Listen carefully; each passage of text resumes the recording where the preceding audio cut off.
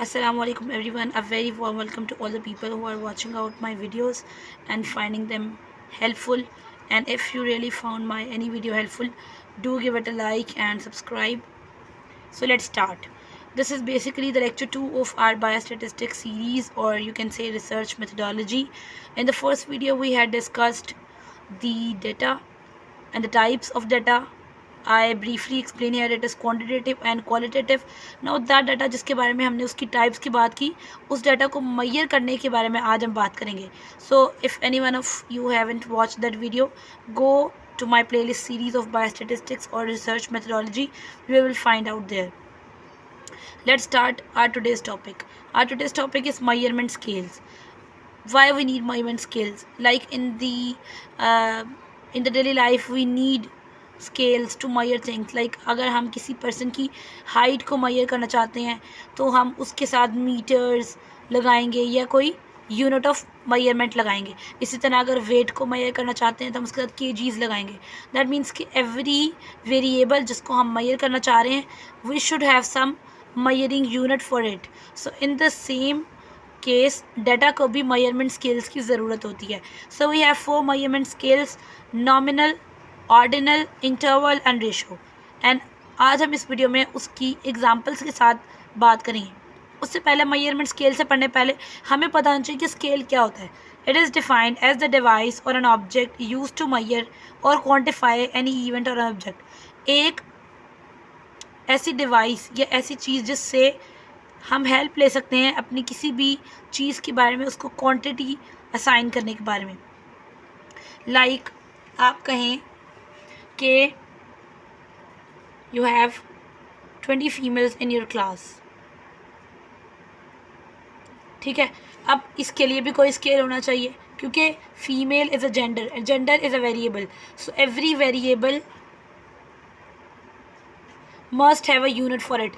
तो अब हम देखेंगे कि इसके साथ क्या आएगा फीमेल्स का. अभी मैं आपको नहीं बता रही हूँ, you will get to know about कि आपको इसके साथ क्या लगाना है कब, जब आप इस पूरी वीडियो को देख लेंगे. तो अब ये आप लोग ही मुझे लास्ट पे कमेंट सेक्शन में बताएंगे. एग्जांपल तो मैंने यहाँ लिख दी कि फ़ीमेल्स अगर आपको बता दी जाए कि 20 है तो आप फीमेल्स को कौन सा स्केल असाइन करेंगे, ये अब आप बताएंगे. But after completing this video you will get to know it. So types हमारे पास कितनी है? Nominal, ordinal, interval and ratio. तो हमारा फर्स्ट स्केल मेजरमेंट का that is the nominal scale. Nominal scale हमें क्या कहता है? नॉमिनल स्केल उस डाटा को क्लासिफाई करता है जो नॉमिनल डाटा होता है. अब नॉमिनल डाटा क्या होता है? जिन्होंने मेरी फर्स्ट वीडियो नहीं देखी है वो मैं उनके लिए थोड़ा सा ब्रीफ कर देती हूँ. Otherwise you can also watch the full video of the data types. तो नॉमिनल डाटा वो डाटा होता है जिसको हम लोग कैटेगराइज करते हैं इंटू ग्रुप्स और कैटेगरीज. ठीक है, उनको कोई नाम देने के लिए. तो यहाँ पे नॉमिनल स्केल उस नॉमिनल डाटा को मेजर करने के लिए इस्तेमाल होता है. Nominal data is use to categorize data into mutually categories और ग्रुप्स. लाइक जैसे कि मैं कहूँ कि इस क्लास में, ये क्लास 7 ले लेते हैं, उसके अंदर हमारे पास इतने नंबर ऑफ़ बॉयज़ हैं और इतने नंबर ऑफ़ गर्ल्स हैं. So I have made 2 categories. The one category is of girls and other category of is boys. ठीक है, तो मैंने उसको कैटेगरी में डिवाइड कर दिया. इसी तरह अगर मैं कहूँ कि हमारे पास एक क्लास में जो गर्ल्स हैं उनमें मैं 2 कैटेगरीज बनाती हूँ गर्ल्स में, कि one with the brown hair and one with the black. ठीक है, so again I am categorising or I am grouping the girls into 2 groups. This is basically the nominal data which has categories, which has groups. So the scale which is used to categorize or measure the nominal data is the nominal scale. A nominal scale is the first level of measurement scale in which the numbers serve as tags or labels. Now what is the tag or label here means? अब मैंने 2 groups तो बना लिए, brown और black के. अब मैं कहूँ कि group 1 is of brown and group 2 is of black. अब ये नंबर्स जो जस्ट मैंने इनको कैटेगराइज करने के लिए यूज़ हुए. इन नंबर्स के साथ मैं कोई कैलकुलेशन परफॉर्म नहीं कर सकती. सिर्फ मैंने इनको एक रिप्रेजेंटेशन देने के लिए बोला कि ग्रुप 1 ब्राउन गर्ल जो हेयर है उनका है, और ग्रुप 2 ब्लैक का है। अगर टीचर बुलाएंगी तो कहेंगी ग्रुप 1 आ जाए, ग्रुप 2 आ जाए। इसका ये मतलब नहीं है कि मैं ये कहना चाह रही हूँ कि इस ग्रुप में 1 लोग हैं या इसमें 2 लोग हैं, ऐसा कुछ नहीं है। I am just representing the group with a number. I am giving a tag to it. I am giving a label to it. That is what a nominal scale is. To just classify or identify an object into categories. The number in the nominal data, we cannot perform any calculation on it. Like we cannot add, we cannot subtract, we cannot divide or multiply the data. The number, the numerals used in the nominal scale.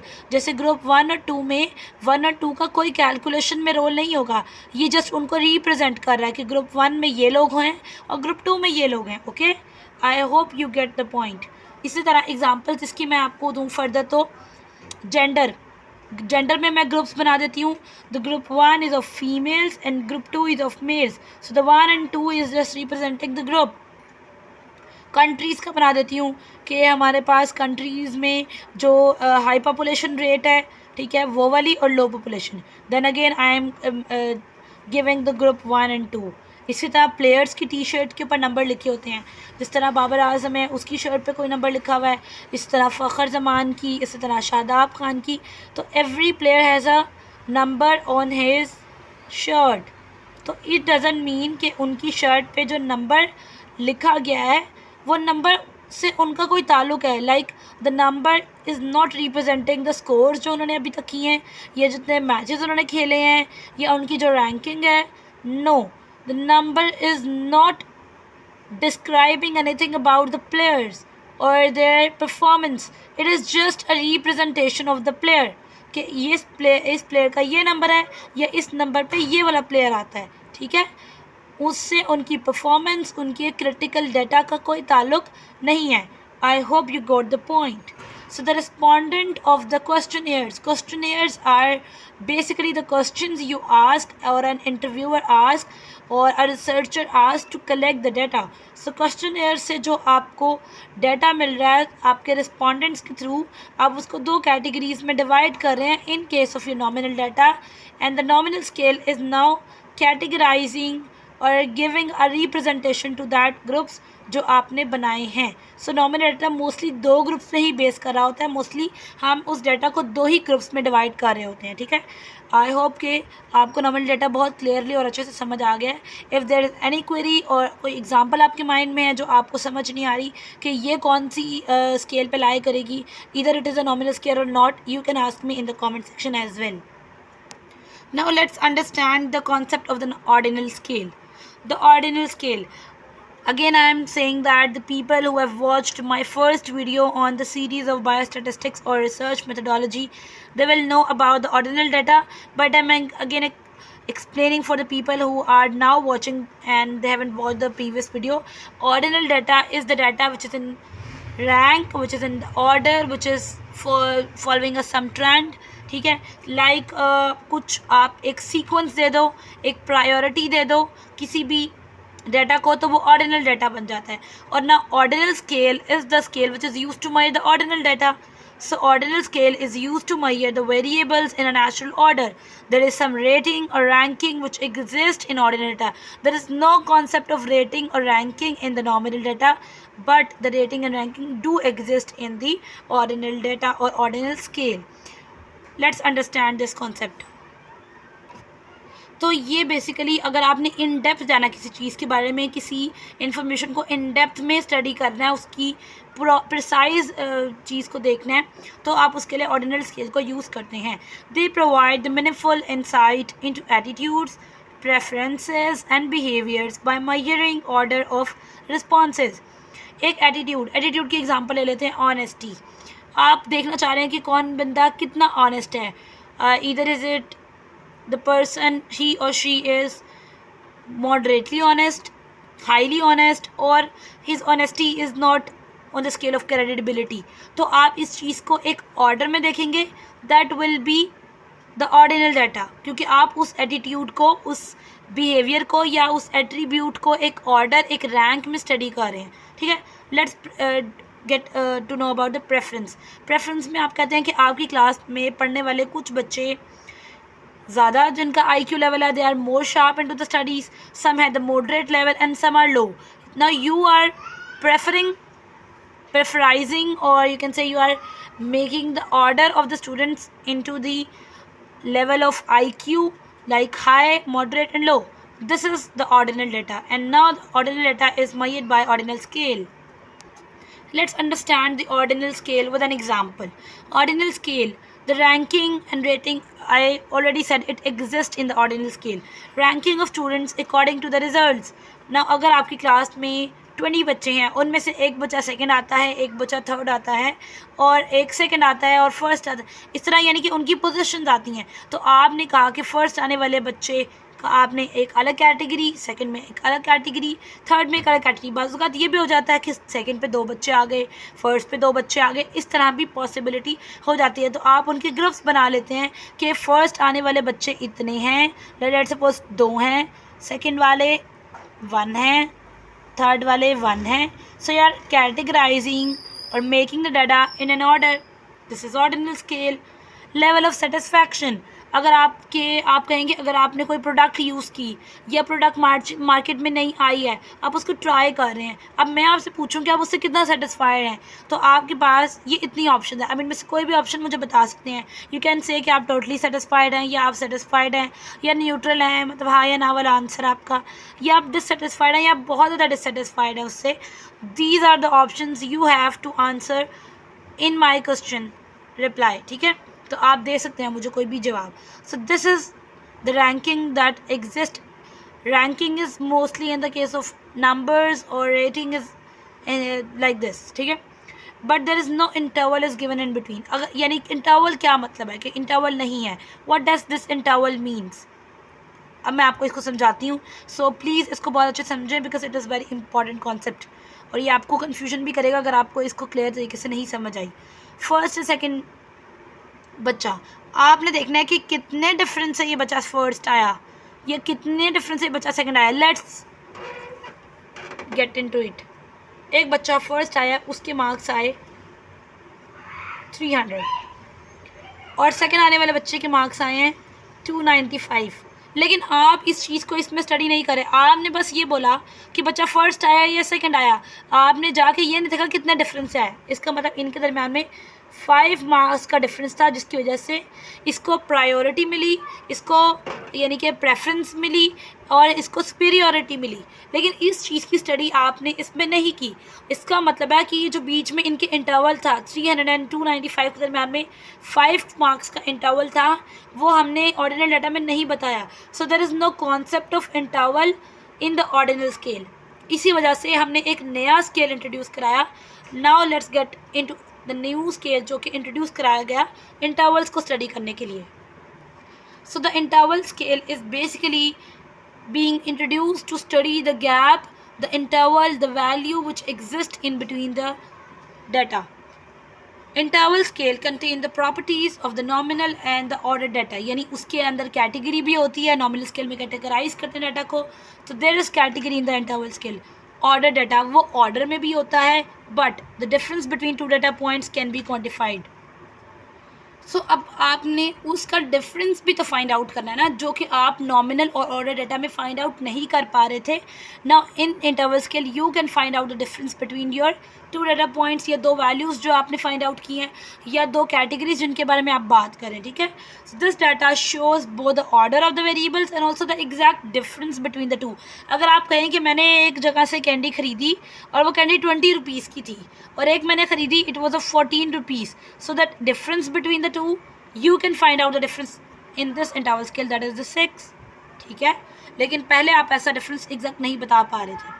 Measurement of time and temperature, ये बहुत ज़्यादा ideal examples हैं इनकी. Time का difference, आप कहें कि मेरे पास सुबह टाइम होता है 2 घंटे और मेरे पास शाम में टाइम होता है 4 घंटे का, तो घंटों का जो इंटरवल बीच में लैग कर रहा है या जो डिफरेंस आ रहा है वो 2 आवर्स का है. तो आप क्लियरली बता सकते हैं कि मेरे पास इतने आवर्स का डिफरेंस है, कि यानी सुबह में मैं 2 घंटे दे सकता हूँ, 4 में मैं इस काम को 4 घंटे दे सकता हूँ. तो that difference between the morning and the evening time you can clearly से दिस. इस तरह टेम्परेचर आप कहें कि सुबह में 43 डिग्री सेल्सियस टेम्परेचर होता है, शाम में वो 50 पे पहुँच जाता है, तो आप उनके दरम्यान में क्लियर डिफरेंस बता सकते हैं. So the absolute zero exists. That means के हमारे पास इंटरवल स्केल में एब्सोल्यूट वैल्यू की ज़ीरो एग्जिस्ट करती है. क्या मतलब, व्हाट डज दिस मीन? अगर आप कहें कि एक जगह पे टेम्परेचर ज़ीरो है तो इसका ये मतलब नहीं हो सकता कि वहाँ पे टेम्परेचर है ही नहीं. इसका मतलब है टेम्परेचर एग्जिस्ट कर रहा है बट वो ज़ीरो है. लाइक ज़ीरो पे आपको पता है कि फ्रीजिंग टेम्परेचर होता है. तो इसका मतलब है कि अगर इंटरवल स्केल में रेशो आता है तो इसका मतलब है कि वो वैल्यू की एग्जिस्टेंस है, वो चीज़ मौजूद है. ये नहीं है कि वो चीज़ एग्जिस्ट ही नहीं करती. So the concept of absolute zero exist in the interval scale, और वो स्पेसिफिकली ज़्यादातर टेम्परेचर के लिए ही यूज़ की जाती है. So therefore in the interval scale a data can have the negative value as well. जैसे कि टेम्परेचर आप नेगेटिव में भी लेके जा सकते हैं. जैसे देखो दरमियान में ज़ीरो है, temperature can be positive and temperature can be negative, or temperature can be zero at all. ठीक है, ये भी हो सकता है. So this is the possibility कि आप जब नंबर्स को बात करें कि अगर कोई ज़ीरो है तो इसका मतलब है कि वो नंबर नेगेटिव वैल्यू में भी जा सकता है. The last scale of the measurement scale is the ratio scale. इस स्केल को स्टार्ट करने से पहले I will again say I hope you are finding my videos helpful. So give me the motivation to make more videos like this, and how much can I improve? I will try my best. So give my videos likes and do subscribe it for more knowledge. Thank you. Okay, the last scale was the ratio scale. The ratio scale of measurement includes the properties from all the four scales. यानी कि पहले जो scale था that was nominal, ordinal, interval, उन तीन की properties combine कर लें तो वो इसमें आ जाती हैं. ठीक है, उन तीन की कंबाइंड प्रॉपर्टीज़ को हम रेशो स्केल में स्टडी कर सकते हैं. ठीक है, इसका क्या मतलब है कि डाटा जो आपको रेशो स्केल में दिया जाता है वो नॉमिनल डाटा होता है. What does the nominal data means कि उसकी प्रॉपर कैटेगराइजेशन होती है, वो प्रॉपर ग्रुप्ड में फॉर्म में होता है. ठीक है, इसी तरह डिफाइंड बाय आइडेंटिटी, उसकी अपनी एक आइडेंटिटी होती है. लाइक अगर मैं कहूँ कि उसका ग्रुप 2 है या उसका ग्रुप 3 है तो उसकी एक प्रॉपर आइडेंटिटी है कि मैं इस ग्रुप से बिलोंग करता हूँ. ठीक है, क्लासिफाइड बाय ऑर्डर, रैंकिंग होती है कि ग्रुप 2 पहले आएगा फिर ग्रुप 3 आएगा. So the data is in the form of order. उसके अंदर इंटरवल भी एग्जिस्ट करता है. मुझे ये भी पता होता है कि ग्रुप 2 और 3 में कितना डिफरेंस है, तो वो इंटरवल भी मैं रेशो स्केल में फाइंड आउट कर सकती हूँ. So that is the most important and you know तो complex scale that exist in the measurement scales of data because of the existence of true zero value. क्योंकि हमारे पास sorry I have made a mistake, मैंने यहाँ पे no नहीं लिखा था, बट रेशो स्केल में हमारे पास एब्सोल्यूट वैल्यू वाला कोई कॉन्सेप्ट एग्जिस्ट नहीं करता. There is no existence of the value of true और एब्सोल्यूट ज़ीरो. ठीक है, इसीलिए रेशो स्केल के अंदर नेगेटिव वैल्यूज़ भी नहीं हो सकती. It can only have positive values. ठीक है, वेट, वेट का क्या मतलब है? आप कहें कि किसी पर्सन का वेट ज़ीरो है, is it possible? No, a person can not have the zero weight. अगर आप ज़ीरो कह रहे हैं इसका मतलब वो पर्सन ही एग्जिस्ट नहीं करता. लाइक वाइज किसी की हाइट ज़ीरो नहीं हो सकती, इसका मतलब वो पर्सन है ही नहीं, तो उसकी हाइट भी नहीं है. इन द केस सेम डिस्टेंस. ठीक है, अब रेशो स्केल में अगर हम बात करें कि जो वैल्यूज़ हमें गिवन होती हैं उनको हम लोग कैलकुलेट कर सकते हैं. So we can perform the calculation on the data that is being provided in the ratio scale. So this is the end of this lecture 2 of biostatistics or research methodology. I hope you like it. Thank you so much for giving time for watching this video. Stay blessed, stay tuned, and I will meet you in the next video. Bye bye.